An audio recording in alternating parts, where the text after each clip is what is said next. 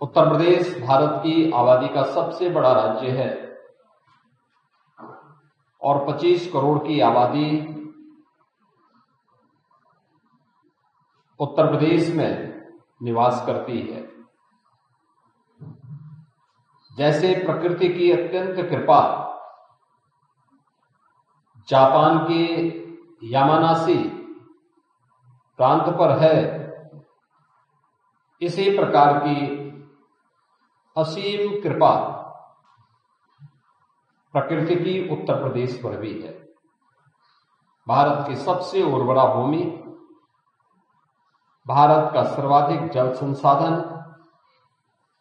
भारत की सबसे बड़ी आबादी और अगर कहें तो भारत की आध्यात्मिक और सांस्कृतिक विरासत की भूमि भी उत्तर प्रदेश है। इन सभी सुविधाओं से संपन्न होने का लाभ उत्तर प्रदेश को प्राप्त होता है। आज भारत के यशस्वी प्रधानमंत्री श्री नरेंद्र मोदी जी के मार्गदर्शन में उत्तर प्रदेश विकास की एक नई ऊंचाइयों को प्राप्त कर रहा है। हमने अपनी उत्तर प्रदेश की नीतियों को रिएक्टिव की बजाय प्रोएक्टिव बनाया है और उसके परिणाम हम सबके सामने हैं कि 9 वर्ष में हमने उत्तर प्रदेश की प्रति व्यक्ति आय को 3 गुना करने में, वहां की अर्थव्यवस्था को 3 गुना करने में सफलता प्राप्त की।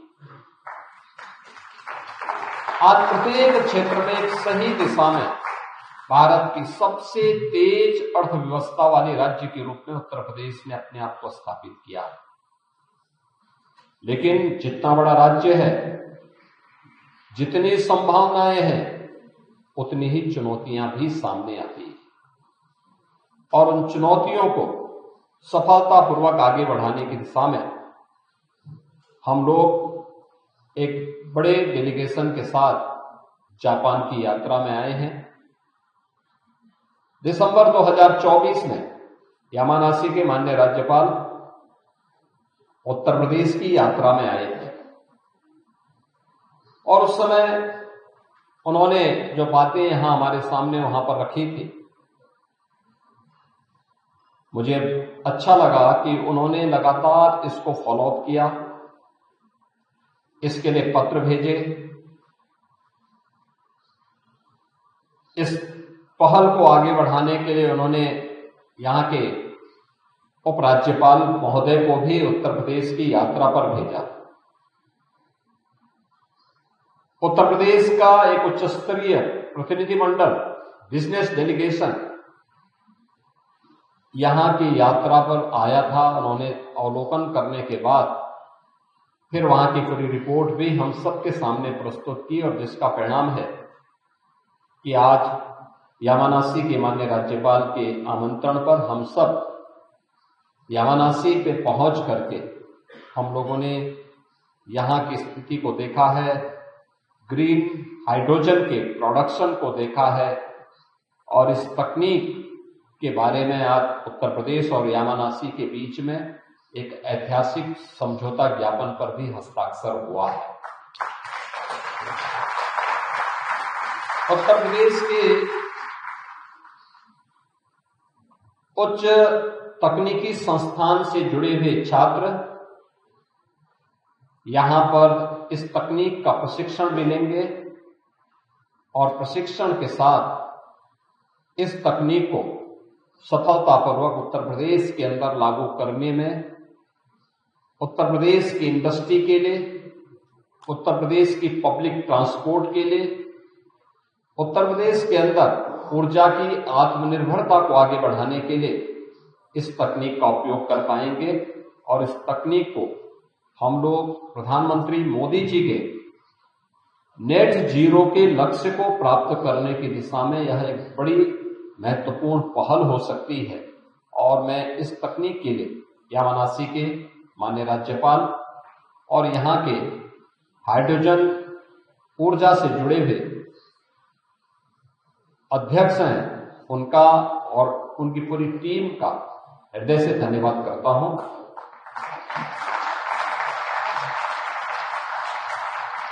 मित्रों, जीवन में प्रोएक्टिव रोल का क्या महत्व होता है, ये हम इस बात को देख सकते हैं कितना महत्वपूर्ण होता है। हम लोग कल टोक्यो में आए थे, हमने कई वहां पे G2B मीटिंग्स की। G2G स्तर पर हमारे भारत के माननीय राजदूत ने भी अनेक बैठकों का आयोजन करवाया था। अनेक बिजनेस डेलीगेशन के साथ हमारी मुलाकात भी हुई और यामानासी के माननीय राज्यपाल ने भी अनेक G2B स्तर की और G2G स्तर की बैठकों को हमारे साथ वहां पे करवा करके हमारे इस अभियान को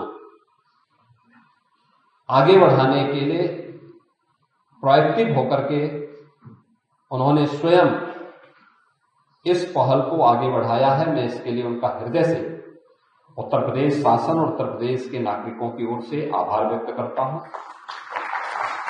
मैं आज का दिन अत्यंत महत्वपूर्ण है, लेकिन तिथि का भी महत्व होता है।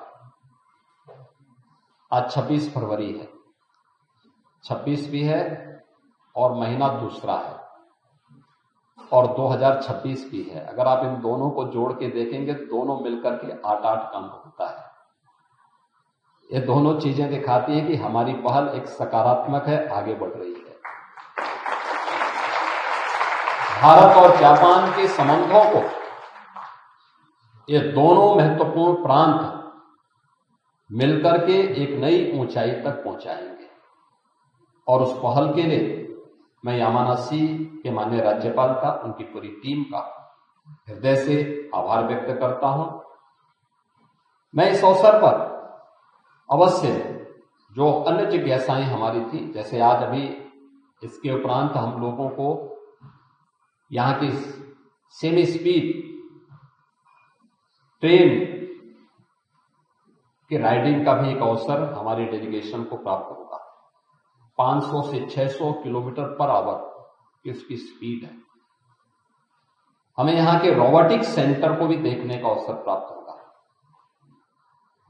क्योंकि रोबोटिक आज की इमर्जिंग टेक्नोलॉजी है और इस वर्ष उत्तर प्रदेश सरकार ने अपने बजट में रोबोटिक के लिए एक सेंटर ऑफ एक्सेलेंस के लिए भी हम लोगों ने धनराशि की व्यवस्था की है।